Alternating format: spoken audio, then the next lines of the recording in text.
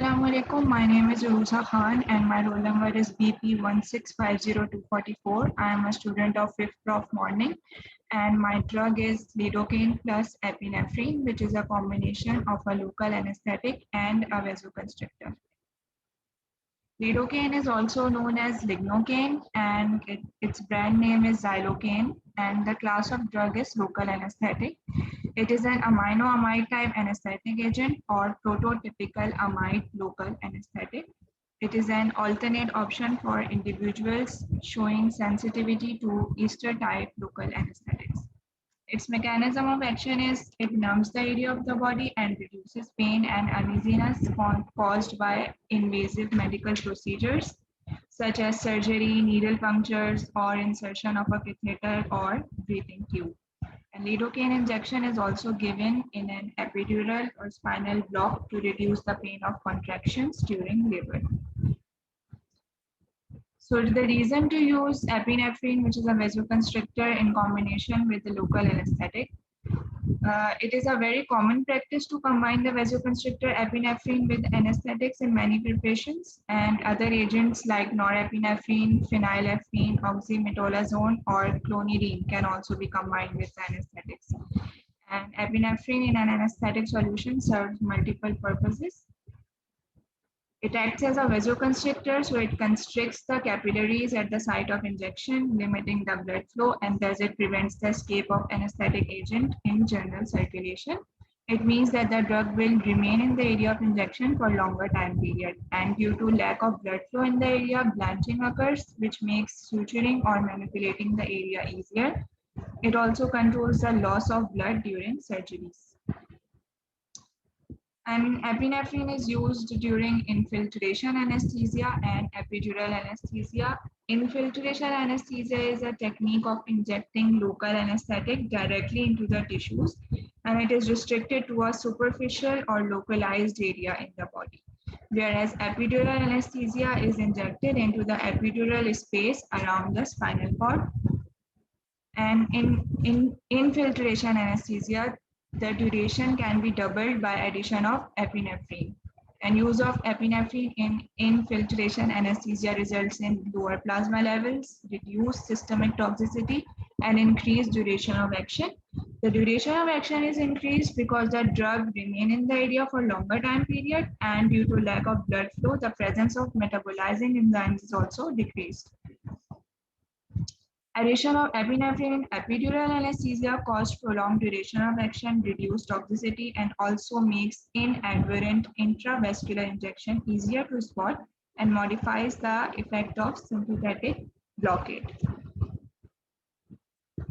Lidocaine and epinephrine, the preparation available for this combination is sterile non-pyrogenic solution of lidocaine hydrochloride and epinephrine, which is present as a bititrate in water for injection for parenteral administration in various concentrations. The indications and usage are it is indicated for production of local or regional anesthesia by infiltration methods, peripheral nerve block methods, and central neural techniques such as epidural blocks. Lidocaine with adrenaline is used in adults and children above 1 year of age to numb the area of the body where surgery is to be performed, provide pain relief in labor or after surgery, and it also treats certain type of chronic pains. And 2% lidocaine with epinephrine is used during dental procedures to produce local anesthesia by nerve block or infiltration techniques. Dosage, for normal healthy adults, the amount of lidocaine HCl and epinephrine administered should be kept below 500 mg, and in any case it should not exceed 7 milligram per kg of the body weight. And in pediatrics, it varies as a function of age and weight. And the pediatric patients of 5 years weighing 50 lbs, the dose of lidocaine hydrochloride should not exceed 75 to 100 mg. And in any case, the maximum dose should not exceed 7 milligram per kg of the body weight. Interactions of this combination are with the following medicines: monoamine oxidase inhibitors, tricyclic antidepressants, phenothiazine, So the concurrent administration of monoamine oxidase inhibitors, tricyclic antidepressants, and phenothiazine with this drug can produce hypotension or hypertension. Concurrent administration of vasopressor drugs or ergot-type oxytocic medicines can produce severe persistent hypertension and cerebrovascular misfortunes. And simultaneous administration of beta-adrenergic blockers such as propranolol can cause dose-dependent hypertension and bradycardia with possible heart block. Side effects produced by this combination can be low or high blood pressure, nausea, vomiting, dizziness, slow heartbeat, apprehension, respiratory depression, euphoria, confusion, tinnitus, twitching, tremors, convulsions, unconsciousness, and drowsiness is an early indication of high blood levels of this drug. Lidocaine hydrochloride and epinephrine injection as sodium metabisulfite, a sulfide that may cause allergic type reactions, including anaphylactic symptoms, asthmatic events in certain susceptible people, cutaneous lesions, urticaria, edema, and bradycardia, hypotension, and cardiovascular collapse, which may lead to cardiac arrest. As epinephrine stimulates beta-adrenergic receptors, it may lead to excitatory cardiovascular responses, such as tachycardia, palpitations, and hypertension, or dyspnea due to bronchoconstriction. Alternatives to epinephrine-containing anesthesia. In the patients of atrial fibrillation and uncontrolled high blood pressure, we should avoid taking epinephrine-containing anesthesia because it could make an already irritable heart even more prone to arrhythmia, and it can raise the blood pressure too much. So alternatives to epinephrine-containing anesthesia include prilocaine and carbocaine, or even nitrous oxide. Plain old lidocaine is also a decent choice. There are the alternative brands. The brand name is Lidocaine with adrenaline, or Lignocaine with adrenaline, or Xylocaine with adrenaline, with low to high prices. The prices are mentioned in the table. And available dosage form of this combination is the injection, and the following are the composition for available solutions. Irrational use. The injection of lidocaine plus epinephrine is widely used for digital and hand anesthesia, but it is not preferred to use anesthetic with a vasoconstrictor in tissues served by and arterial blood supply. For example, fingers, toes, earlobes, penis, etc. The resulting vasoconstriction may cause gangrene.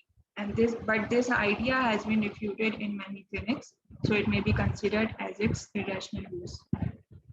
Now we have a case study. A 35-year-old patient comes to a dental clinic for his root canal surgery. He has a badly decayed tooth for which he was suggested root canal, and now he also complains of unbearable tooth pain, which is very common in such conditions. Before starting the treatment, his vitals are taken, which is a routine procedure before performing any surgery. His blood pressure is 140 to 95 millimeter Hg, which is considered high.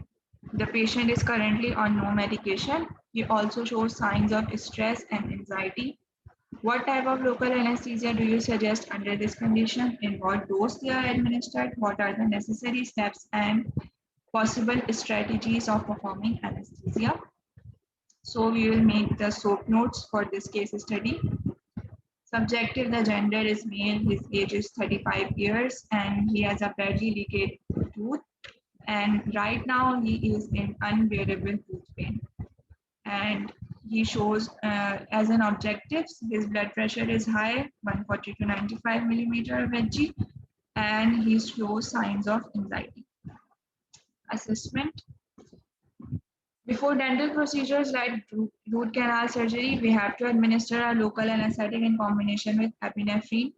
Use of epinephrine in an already hypertensive agent might be risky, but use of local anesthetic without a vasoconstrictor would result in bad anesthetic action. The control of pain during teeth extraction becomes more difficult, which results in more stress and increased release of endogenous catechol unknown. Endogenous epinephrine produced by the patient in this pain will be much greater and more detrimental than the small amount of epinephrine in the dental anesthetic cartridge. So use of local anesthesia with vasoconstrictor in hypertensive agents is not contraindicated if the blood pressure is controlled. So the plan is first to control the blood pressure, and then we can give epinephrine with our local anesthetic, and the reasons are mentioned in this assessment. Plan is to control the blood pressure by antihypertensive treatments, and surgery cannot be performed until the blood pressure is in control. And we have to inject the agent slowly and administer smallest effective dose.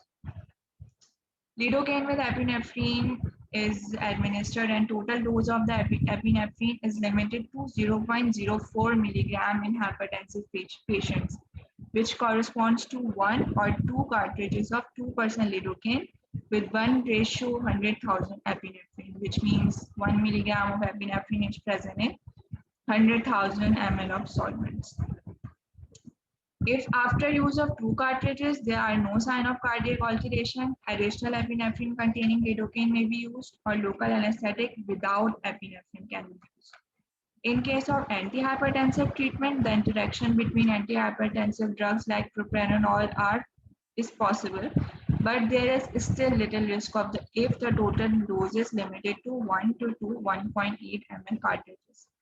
It means that we can inject the drug in this combination in a hypertensive agent, but first we have to control the blood pressure. Second, we have to minimize the dose and adjust the dose so that no adverse reaction can take place.